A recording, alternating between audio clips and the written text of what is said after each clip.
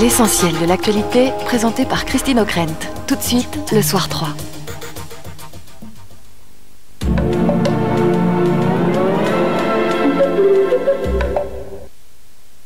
L'intelligence est le bien le plus précieux des enfants.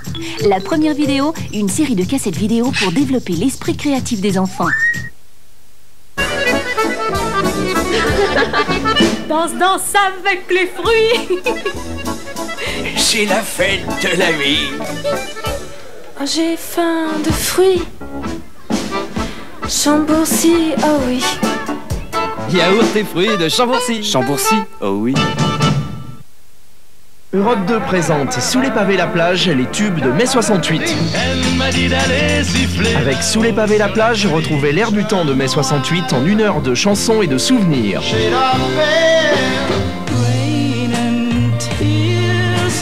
Sous les pavés la plage, les tubes de mai 68.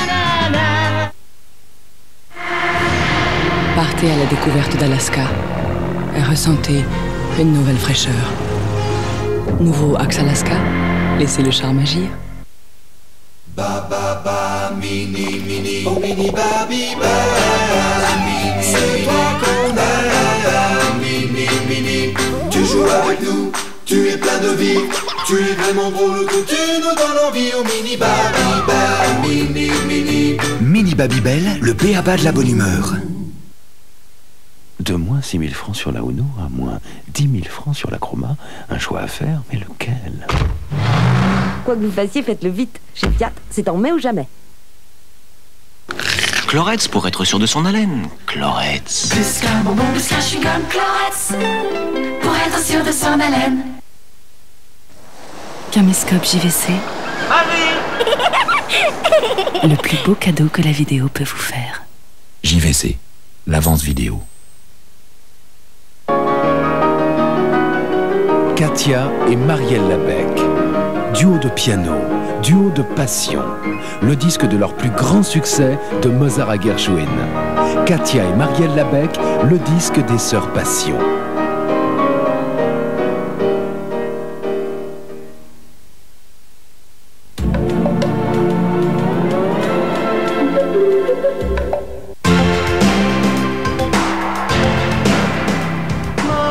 Samedi à 20h50 sur France 2, Patrick Fiori défendra les couleurs de la France au concours de l'Eurovision avec Mama Corsica, spécialement écrite pour lui par François Valéry. Pour le prix le plus convoité de la chanson, 25 pays vont s'affronter en direct et en mondiovision devant plus de 600 millions de téléspectateurs.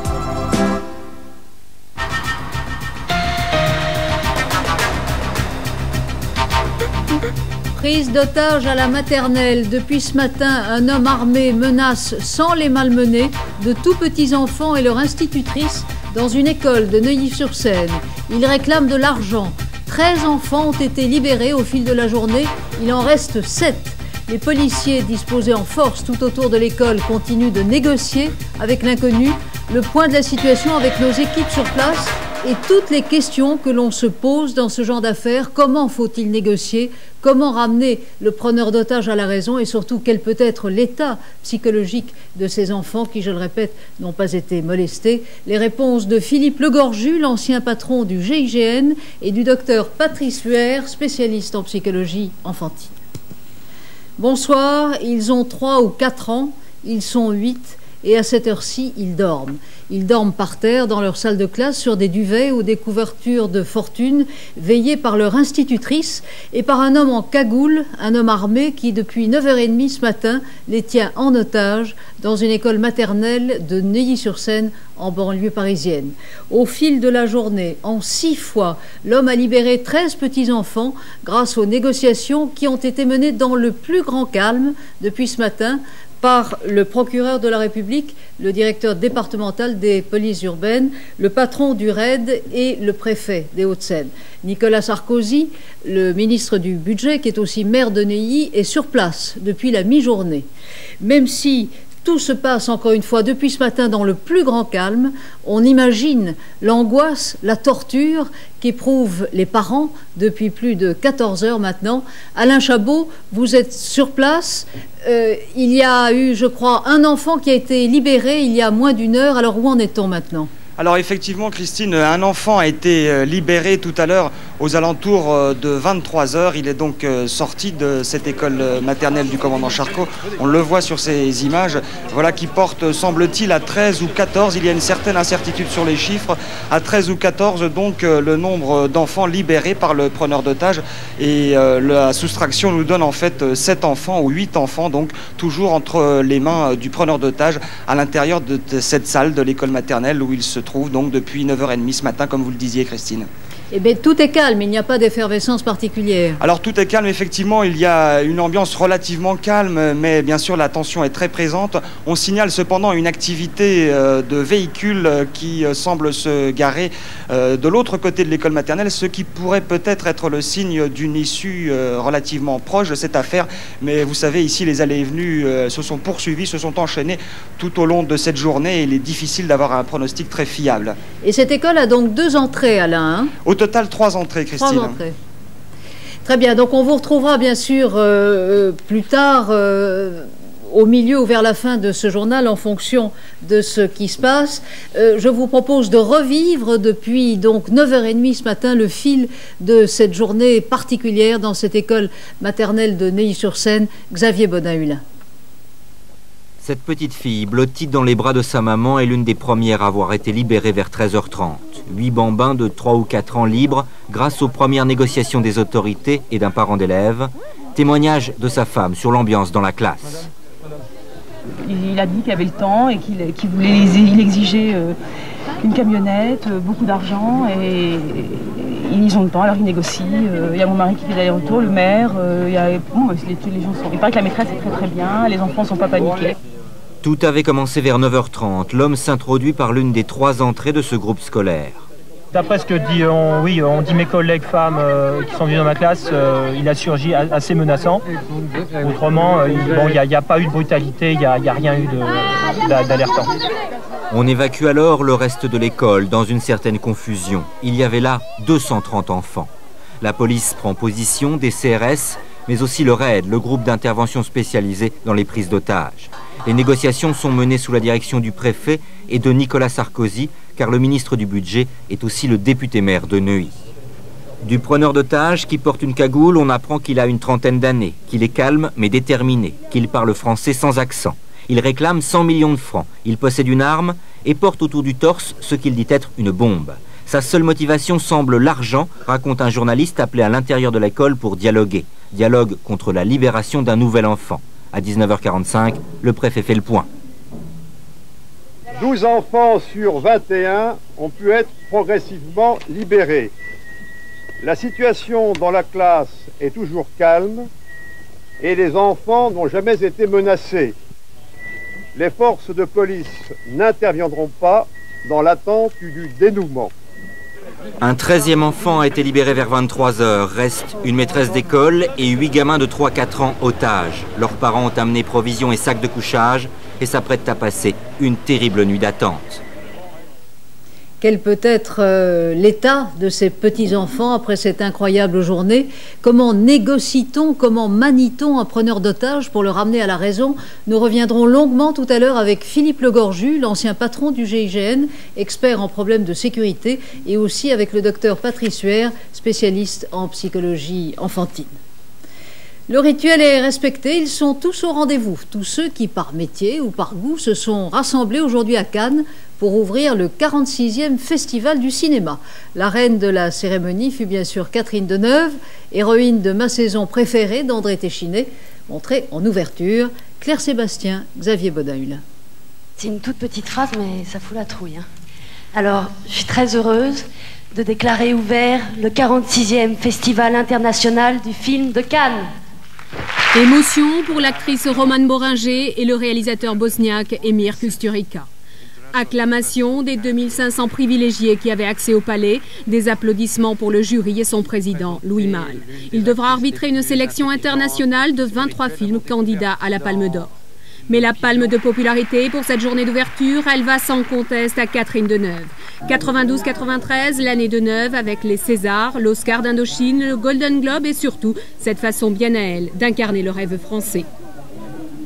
tellement présente cette année, je suis une réalité, je ne suis pas un rêve. Un rêve, c'est justement l'imagination sur une image que l'on a de quelqu'un et qui ne remplit pas totalement cette image. Moi, je suis une telle réalité, je crois qu'ils n'ont pas le choix. Elle est en compétition à Cannes avec le dernier film d'André Téchiné, Ma saison préférée. Elle a gravi ce soir une nouvelle fois les marches du Palais.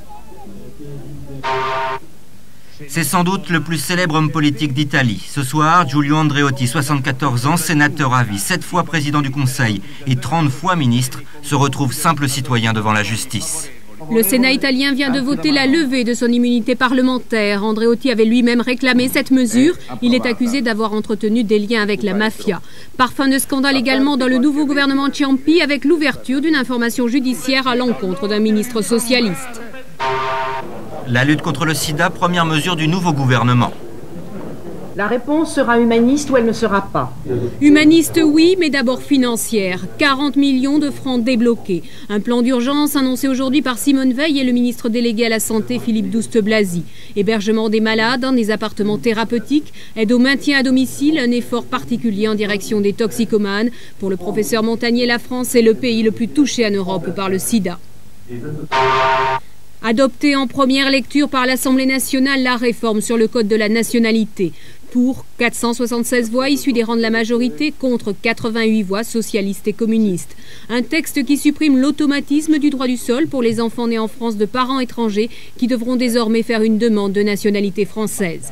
Marche arrière en revanche du gouvernement sur un amendement qui visait à lutter contre les mariages blancs. Il sera rediscuté dans le cadre du projet de loi sur le séjour des étrangers.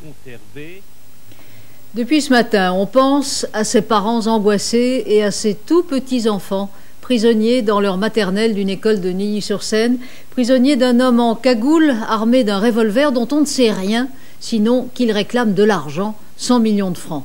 Plus de 14 heures après l'irruption de cet homme ce matin, les forces de l'ordre sont toujours en place, à commencer par les policiers du RAID, et à l'intérieur de l'école, à l'intérieur de la salle de classe, il y a une institutrice, Laurence Dreyfus, qui avec beaucoup de sang-froid, semble-t-il, a réussi tout au long de la journée à rassurer au mieux son petit monde. Il y a aussi face à l'homme en cagoule, le procureur de la République, le directeur départemental des polices urbaines, le patron du RAID, et pas loin, coordonnant, semble-t-il, ces négociations depuis la mi-journée, le ministre du Budget, Nicolas Sarkozy, qui est aussi le maire de Neuilly. Pascal Justice nous raconte ce qui s'est passé ce soir depuis 20 heures dans cette petite rue de Neuilly-sur-Seine. Il est 23 heures. Le preneur d'otages vient de libérer un 13e enfant. Ce petit garçon va pouvoir rentrer chez lui. Les négociations ont donc repris. Elles auraient été interrompues vers 20 heures, peu après la déclaration du préfet qui est sorti parler à la presse, entouré des parents. Et je suis là pour vous dire que rien ne sera fait qui puisse porter atteinte à la vie des enfants et de l'institutrice. La police donc n'interviendra pas avant le dénouement de cette crise que nous sentons proche. Les familles, pourtant, continuent d'apporter des sacs de couchage, car à l'intérieur, les petits commencent à dormir. J'étais actuellement avec les parents des enfants. Qu'est-ce qui se passe? Pour l'instant, il ne se passe rien du tout. Les enfants dorment, tout est calme. Les négociations sont toujours en cours? Non, elles sont arrêtées pour l'instant. Depuis quand elles sont arrêtées? Eh bien, je crois qu'elles sont arrêtées depuis 20 heures, en fait. On a arrêté de lui parler depuis 20 heures et on attend qu'il dise quelque chose. C'est lui qui ne veut plus parler? Oui, c'est ça pour l'instant. Les enfants dorment, ils sont calmes, ça va. De ce côté-là, pas de problème. L'institutrice, otage avec les enfants, aurait réussi à leur faire prendre des somnifères afin qu'ils s'assoupissent. En ce moment, il reste encore 8 enfants. Cela fait maintenant 15 heures qu'ils sont retenus par le preneur d'otages. Voilà, avec Pascal Justice et Alain Chabot qui sont sur place, nous referons le point dans un instant sur ce qui peut se passer au milieu donc de cette nuit, puisqu'il est tout juste minuit et malheureusement pour le moment ou heureusement la situation ne semble pas évoluer. Docteur Patrice Huer, bonsoir, vous êtes donc spécialiste en psychologie enfantine. Je vous ai vu tiquer là quand nous avons appris ensemble qu'on avait donné des somnifères à ces petits enfants. C'est pourtant une solution de bon sens? Oui, tout à fait. Non, si je tiquais, c'est peut-être parce que me manque l'information de la qualité d'un sommeil naturel que ces enfants auraient vraisemblablement, tels que sont rapportés les faits, et en particulier l'excellente qualité d'accompagnement par cette institutrice à l'égard d'un groupe d'enfants qui reste dans le même cadre, qui est son cadre de vie habituel, avec un personnage qu'il connaît bien, parce que la rentrée scolaire est déjà éloignée, et qui, étant donné son jeune âge, ce groupe d'enfants peut, s'il est bien conduit, vivre les choses comme une sorte de jeu, même si c'est un jeu évidemment dramatique pour les adultes. Tout en sentant probablement, comme tous les petits-enfants, le degré de tension, d'émotion ou de panique des adultes. Oui, à cet âge-là de la vie, on est surtout sensible à la façon dont les adultes autour de soi réagissent, beaucoup plus qu'on a la possibilité d'avoir accès à la réalité des événements, bien sûr. La psychologie est bien sûr la dimension première dans ce genre de situation. Philippe Le Gorju, bonsoir, vous avez été gendarme, patron du GIGN, formé, entraîné à résoudre les situations les plus difficiles et surtout pas par la force. Vous êtes expert en matière de sécurité. Quel est le premier précepte qu'il faut suivre quand on négocie avec un preneur d'otages ? Je crois que le premier précepte, c'est de bien prendre en compte la situation et surtout la situation psychologique du preneur d'otage. Il faut bien connaître les raisons à tout moment qui peuvent l'amener à avoir une attitude calme ou agressive et coller sa réaction lorsqu'on est unité d'intervention en fonction de cette situation. Et comment peut-on les apprécier, ces réactions? Manifestement, c'est un homme dont on ne sait rien. Dont on ne sait rien, mais qui vit dans un espace dont je pense que les policiers du RAID ont pris petit à petit, j'allais dire, la température à tout moment, et dont ils savent à tout moment mesurer les sautes de tension ou au contraire de calme. On a entendu dire à l'instant que depuis 20 heures, il n'y avait plus de négociation. Je pense que c'est pour respecter d'une certaine façon sans doute le rythme propre du preneur d'otage.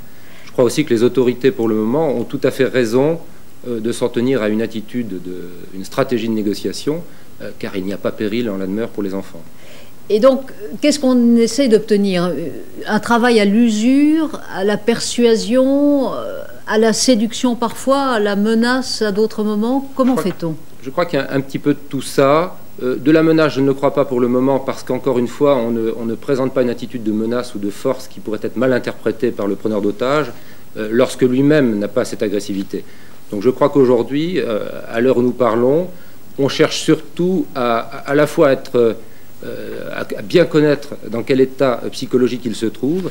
Ouais. Je crois savoir qu'à tout moment, les gens du RAID, s'il se passait quelque chose d'agressif vis-à-vis des enfants, seraient en mesure, vraisemblablement, de neutraliser ce preneur d'otage. Mais je crois qu'il n'en est pas question pour le moment. Le préfet l'a rappelé tout à l'heure.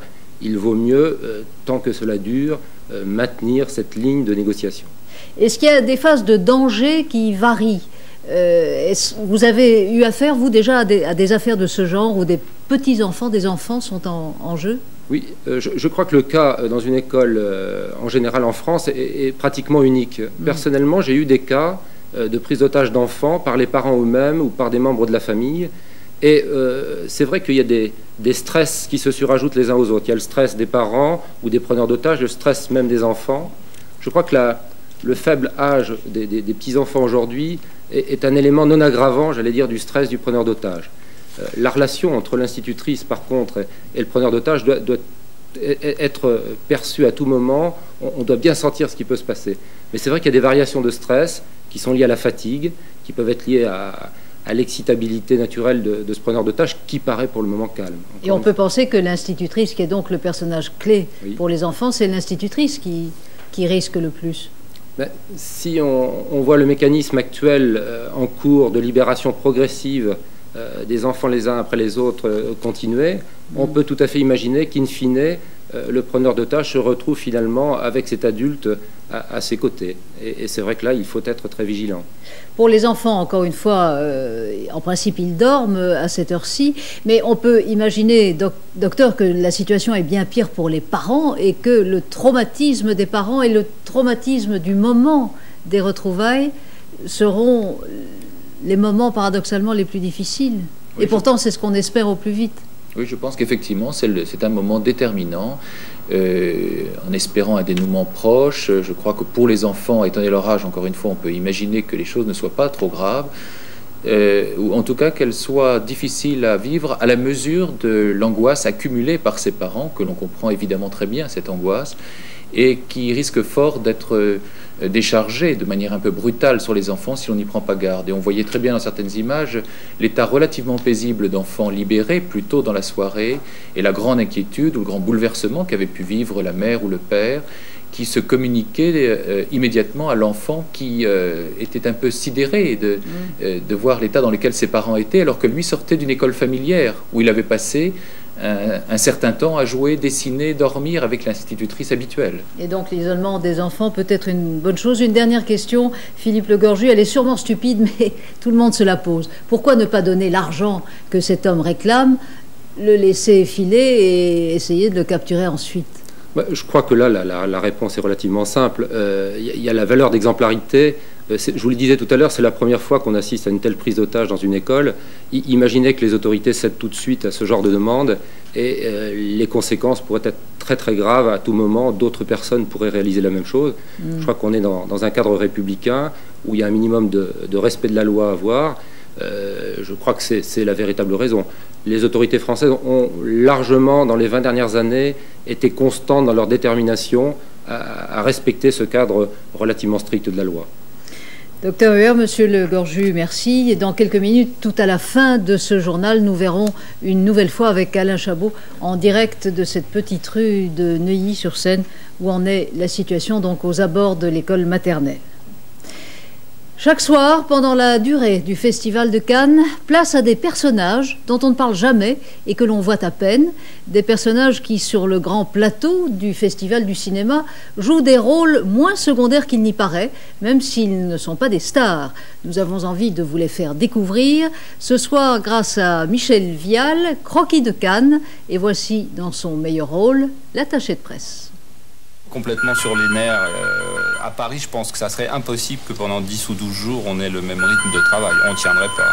Mais ici, on se lève à 6h30, 7h tous les jours, on se recouche à 2-3 heures du matin le lendemain, et on tient. Mais c'est vrai qu'en général, dès que le festival est terminé et que la pression est finie, là, moi, je dors quasiment tous les jours pendant une semaine à partir de 6h du soir. On s'occupe de 3 films qui sont en compétition. Le premier passe le vendredi 14, c'est le film de Ricky Tognazzi qui s'appelle La Scorta.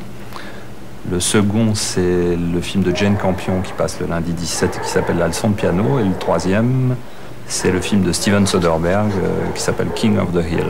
Et donc oui, le but, c'est d'organiser ce qui nous semble les meilleurs rendez-vous possibles avec les meilleurs médias possibles, suivant les films. Voilà. Nous, on ne gère que la presse française. Il y a d'autres attachés de presse qui gèrent ce qu'on appelle la presse internationale, c'est-à-dire tout le reste du monde, entre guillemets. Donc évidemment, on est obligé de se répartir du temps sur les plannings et tout ça. Et donc il y a un moment où il faut faire des choix. Alors c'est vrai que de temps en temps, bah oui, il y a des gens à qui on fait pas très plaisir, mais malheureusement c'est comme ça. On chouchoute les gens et en même temps on fait partie de ça. Et puis c'est vrai que quand ça s'arrête, on se dit mais où est ma voiture et tout. Bon, on retombe sur terre très vite. Faut pas rêver. L'actualité économique ce soir tourne autour du GATT et de la partie de bras de fer qui continue entre la France, ses partenaires européens et les États-Unis. Fermeté dans le discours, mais souplesse relative dans la négociation, telle est la position retenue aujourd'hui par le Premier ministre, Martine Thiébaut. Changement de stratégie pour Édouard Balladur, la France ne brandit plus la menace d'un veto, elle envoie aux capitales européennes un mémorandum qui doit convaincre ses partenaires de faire front uni face aux Américains. Sur le dossier agricole, c'est toujours l'intransigeance. Pas question d'une limite des exportations que prévoit l'accord Communauté européenne-États-Unis. Mais désormais, le problème agricole ne doit plus être isolé des autres points en discussion au GATT. En clair, un traitement bienveillant des demandes françaises d'aménagement de la PAC pourrait débloquer bien des choses. Quand nous